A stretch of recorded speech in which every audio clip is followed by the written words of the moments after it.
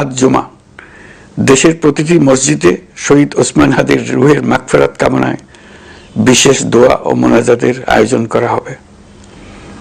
আপনারা তাতে শরীক হন। অন্যান্য ধর্মের উপাসনালয়গুলোতেও আয়োজন হবে বিশেষ প্রার্থনার।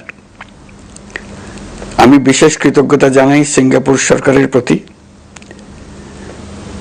তারা হাদির চিকিৎসা অত্যন্ত আন্তরিকতা ও পেশাদারিত্ব দেখিয়েছেন। বিশেষ করে সিঙ্গাপুরের পররাষ্ট্রমন্ত্রী ভিভিয়ান বালাকৃষ্ণন, যিনি একই সঙ্গে একজন বিশিষ্ট চিকিৎসক, তার প্রতিও তিনি নিজে হাদির পরিচর্যা করেছেন, আমাকে নিয়মিত চিকিৎসা সম্পর্কে খোঁজ খবর দিয়েছেন। এই নৃশংস হত্যাকাণ্ডের সঙ্গে জড়িত সকল অপরাধীকে দ্রুত আইনের আওতায় আনা হবে এবং তাদের বিরুদ্ধে সর্বোচ্চ শাস্তি নিশ্চিত করা হবে।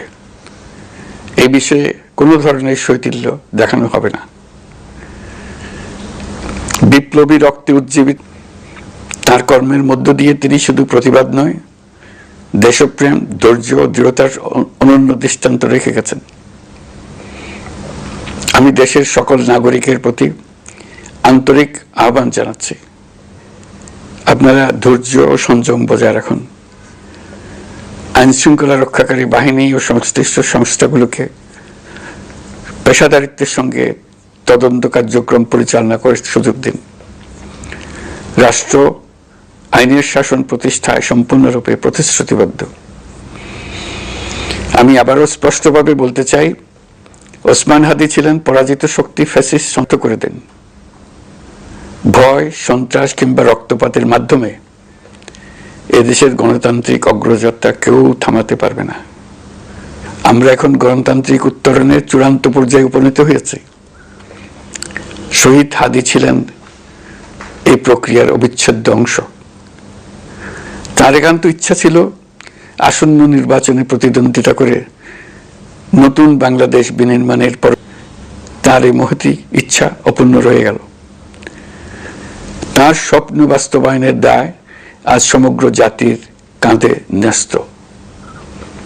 আগামী দিনগুলোতে আমাদের সবাইকে ধৈর্য, সংযম, সাহস ও দূরদর্শিতার সঙ্গে এগিয়ে যেতে হবে, যাতে নির্বাচন ও গণতন্ত্রের শত্রু ফ্যাসিস্ট সন্ত্রাসী অপশক্তিকে চূড়ান্তভাবে পরাজিত করা যায়।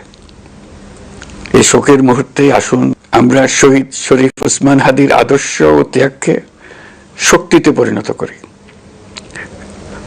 ধৈর্য ধারণ করি, অপপ্রচার ও গুজবে কান না দিই এবং যে কোনো হঠকারী সিদ্ধান্ত থেকে বিরত থাকে, যারা দেশকে অস্থিতিশীল করে। আসুন আমরা সবাই ঐক্যবদ্ধভাবে গণতন্ত্র, ন্যায় বিচার ও গণমানুষের অধিকার প্রতিষ্ঠার পথে অবিচল পদক্ষেপে এগিয়ে যাই। এটাই হবে শহীদ হাদির প্রতি আমাদের প্রকৃত শ্রদ্ধা।